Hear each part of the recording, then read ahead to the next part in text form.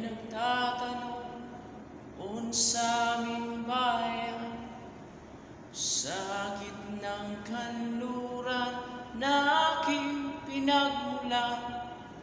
Sila'y nalilito, ba't daw ako nagkaganito? Kung ano ang dahilan, ako lang ang nakakaalam.